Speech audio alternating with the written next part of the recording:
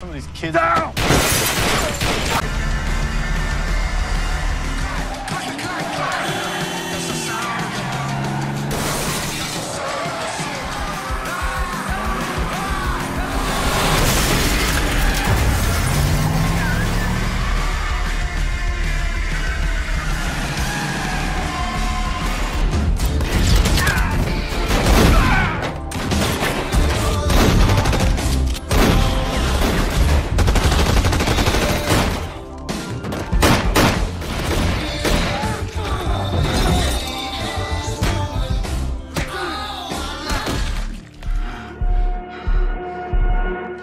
Halo cuy, kembali lagi bersama saya di Copy Paste, Sang Raja Pemalas, yang kali ini akan membawakan serial dari Om Sylvester Stallone yang dirilis di tahun 2022 yang berjudul Tulsa King. Series ini menceritakan tentang sosok pria yang merintis karirnya dari nol lagi setelah dipenjara selama 25 tahun. Perjuangannya pun tidak mudah karena diwarnai oleh pengkhianatan, balas dendam, dan tentu saja aksi brutal yang memicu adrenalin kesukaan para teman pemalas kita semua. Tanpa berlama-lama lagi, mari kita ke alur ceritanya. Di awal film, kita diperlihatkan dengan sosok pria yang bernama Dwight yang telah dipenjara selama 25 tahun. Namun, hari ini penantiannya telah usai karena dia akan dibebaskan. Kini, setelah resmi menghirup udara bebas, Dwight bergerak menuju kediaman bosnya karena sejak di penjara, Dwight ditinggal oleh istri dan anaknya.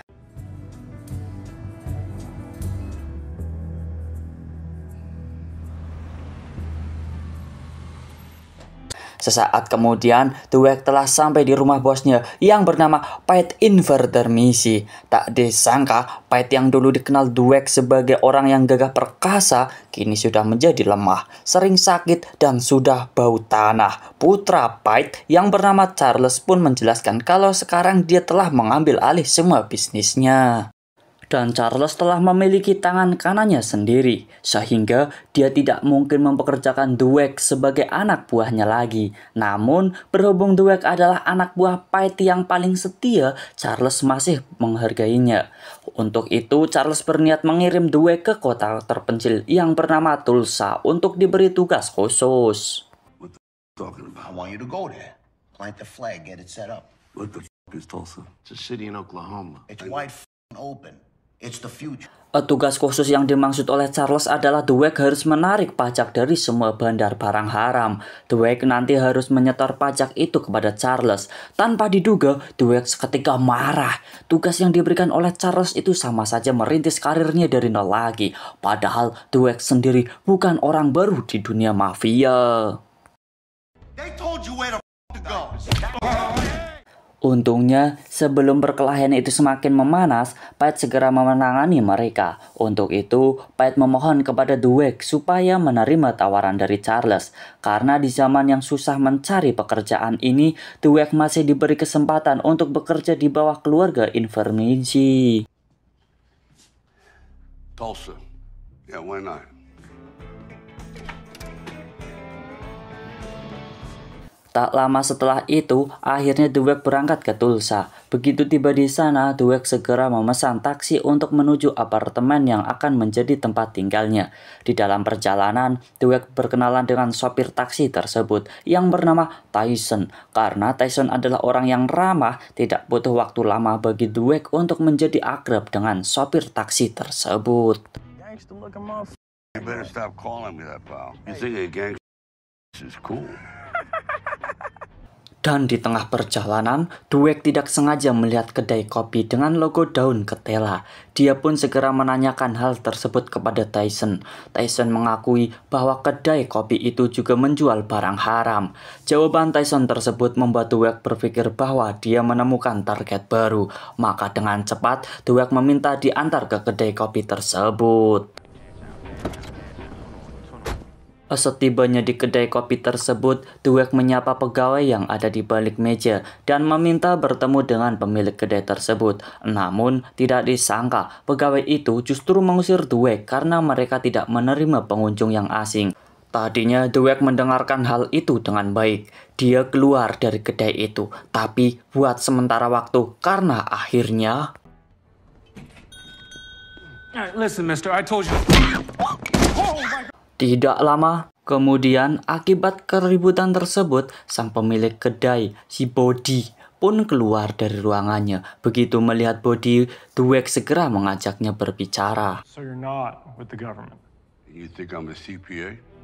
Setelah bertemu dengan Bodhi, Dweck memperkenalkan diri bahwa dia adalah tangan kanan gangster mafia terbesar di Amerika, yaitu Invernizzi, dan di bawah kepemimpinan Charles, Dweck diutus ke Tulsa untuk memungut pajak dari semua pengedar barang haram di kota ini. Seluruh pengedar tersebut harus membayar pajak sebesar 20% dari pendapatan setiap minggunya. Sebagai gantinya, Dweck akan melindungi para gangster tersebut dari gangster lain, polisi, FBI, bahkan menjamin mereka kebal hukum. Dan pada akhirnya, karena merasa tidak punya pilihan, Bodhi pun menyetujui kesepakatan tersebut. $2,000 a week. You drive for me now. I want you to buy me this car.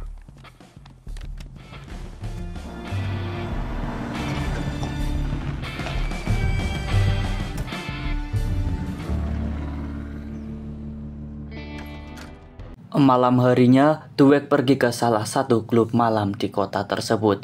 Dia melakukan pendekatan terhadap pemuda lokal supaya bisa direkrut menjadi anak buahnya. Those lizard boots you're wearing? Yes, sir, they are.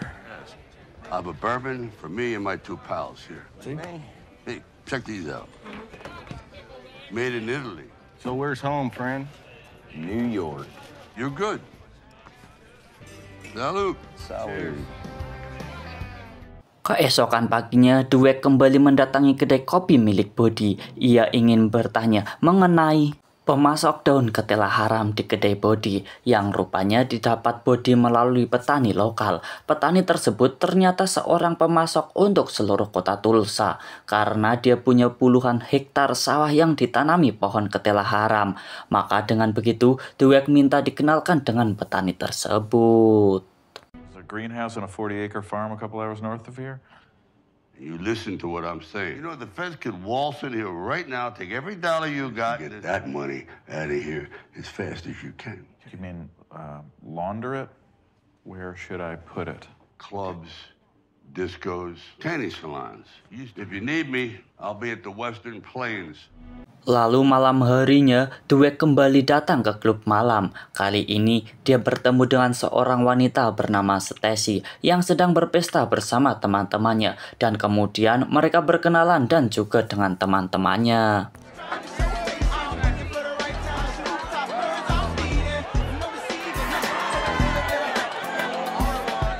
Usai berpesta, Dweck tidak bisa menyembunyikan perasaannya bahwa dia tertarik pada Stacy. Dia pun mengajak wanita tersebut untuk mampir ke apartemennya, yang ternyata disetujui oleh Stacy, karena Stacy juga tertarik kepada Dweck.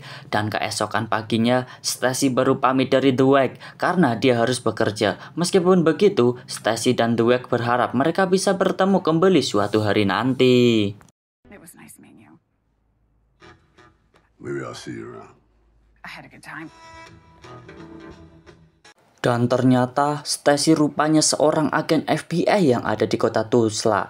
Pagi ini Stacy dan timnya sedang membahas Dweck yang datang ke kota Tulsa. Saat itu Stacy baru tahu bahwa Dweck mantan gangster yang telah dipenjara selama 25 tahun.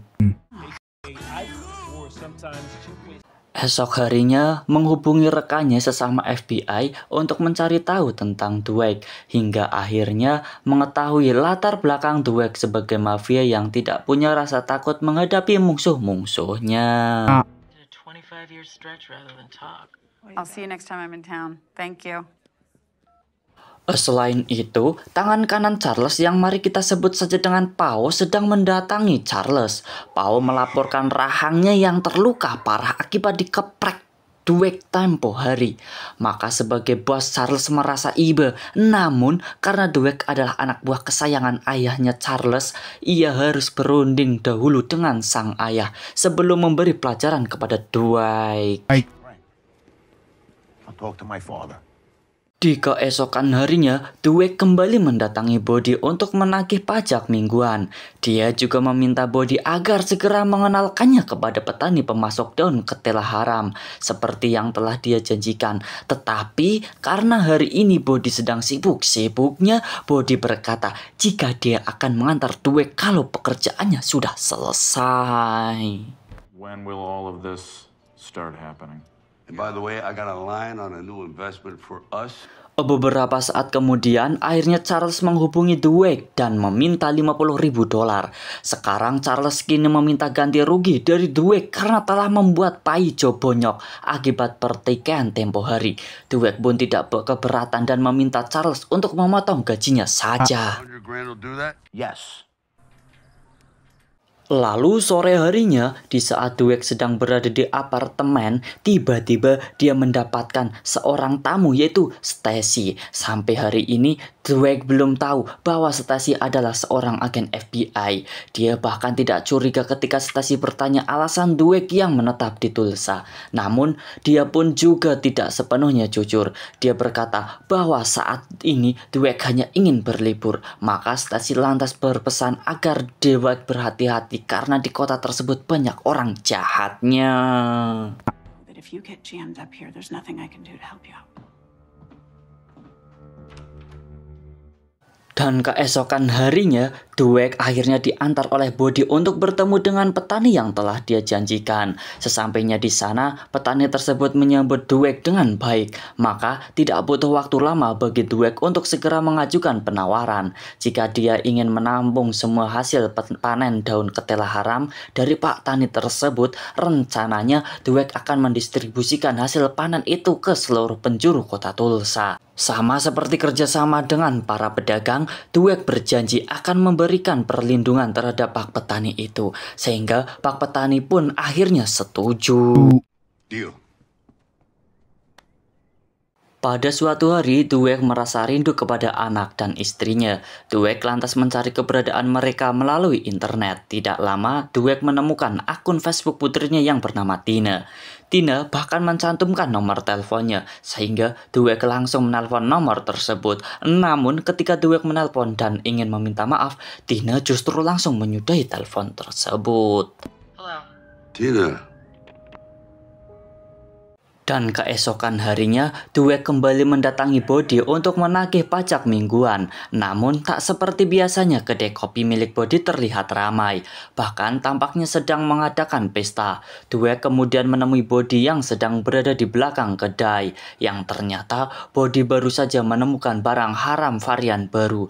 Uniknya, daun ketela haram itu diolah sedemikian rupa hingga dapat dinikmati melalui sebuah balon yang akan kita sebut saja dengan balon ajaib. I got you some Barolo. Barolo. Keberadaan balon ajaib itu pun memunculkan ide baru bagi Dweck. Dia berpikir untuk menjual balon ajaib di sebuah konser musik. Dweck mulai berhitung jika mereka pasti akan mendapat keuntungan lebih dari sana. Dweck bahkan berani memberi modal lebih kepada Body asalkan hasil untungnya nanti akan dibagi dua. Body pun setuju dan mereka berdua kembali bersepakat. Dan tidak hanya Body yang diajak kerjasama Dweck, malam ini kembali mendatangi pemilik klub malam langganannya. Dan pemilik tersebut bernama Mitch. Sama seperti Body, Dweck mengajak Mitch untuk menjual balon ajaib di konser musik. Di sini, Dweck bahkan berjanji akan membayar Mitch 2 kali lipat lebih mahal dan Mitch akan mempertimbangkan tawaran tersebut. Come to think of it, I just might. Lalu keesokan harinya Dweck pergi ke kantor polisi untuk membuat SIM karena SIM miliknya sudah lama mati dan untuk hal itu Dweck harus ujian mengemudi terlebih dahulu di jalan raya. Lalu tiba-tiba tidak disangka Dweck tiba-tiba diserang oleh orang tak dikenal. Tanpa pikir panjang Dweck segera mengejar orang tersebut. Namun sayangnya warga semuanya orang itu berhasil kabur dan Dweck kehilangan jejaknya.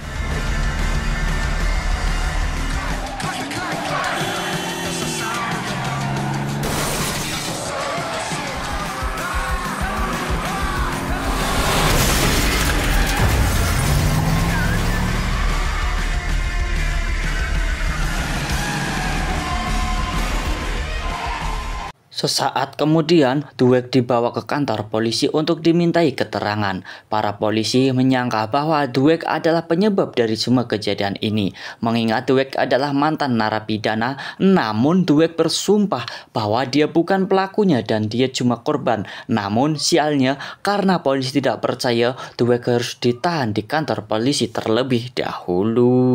Whoever did this had it out for the driving instructor. Tak lama setelah itu, tak disangka Dweck didatangi oleh Stacy yang berseragam lengkap. Dweck pun sangat terkejut karena dia tidak menduga bahwa Stacy adalah agen FBI. Tapi kedatangan Stacy kali ini bukan untuk menangkap Dweck. Dia justru ingin menyelamatkan pria itu dengan pengawasan polisi.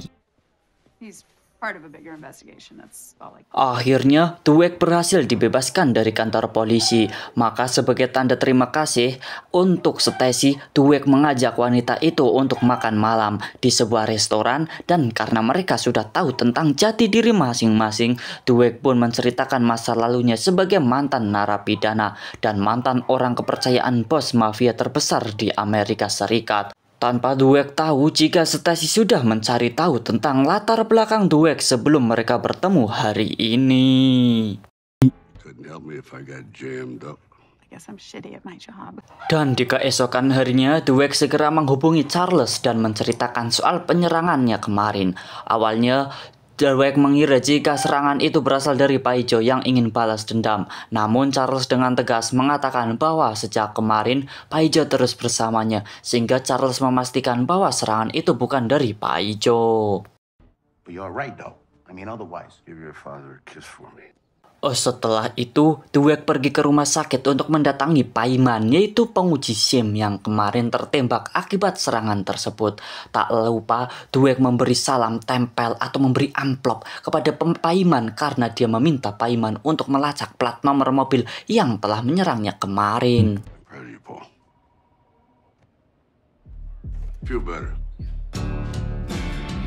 Dan karena ada ewes-ewesnya atau duitnya, jadi polisi ini tidak butuh waktu lama. Paiman pun berhasil menemukan keberadaan mobil tersebut, sehingga Dweck segera mendatanginya. Namun tidak disangka ketika Dweck dan Tyson berhasil menemukan mobil itu, rupa-rupanya mobil tersebut sudah dalam keadaan terbakar. Dan tanpa sengaja, Dweck menemukan sepotong kain berlogo peternakan terkenal yang ada di kota Tulsa. Type in FR and horses. Kemudian segera mendatangi peternakan tersebut karena dia yakin bahwa pelaku penyerangan adalah pemilik peternakan itu. Maka begitu ia tiba di sana, menunggu di mobilnya dan menunggu pemilik peternakan itu pulang. I employ 171 people. Anything else? Do you give riding lessons? I like this state. Setelah menunggu hingga malam tiba, akhirnya pemilik peternak nama Arman itu pulang ke rumah. Dweck pun membuntutinya, bahkan dia sudah bersiap untuk bertarung. Ketika Dweck melihat Arman disambut oleh putrinya, dan saat itu juga Dweck segera membatalkan niatnya karena Dweck tidak ingin berkelahi di depan anak kecil.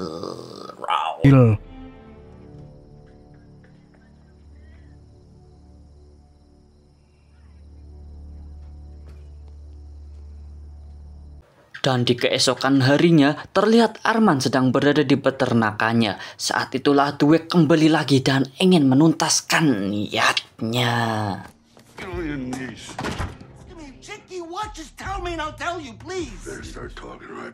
Tanpa basa-basi, Dweck segera menanyakan alasan Arman yang menyerangnya kemarin. Sangat ketakutan, Arman meminta maaf karena dia berpikir bahwa Dweck mencarinya sampai ke Tulsa.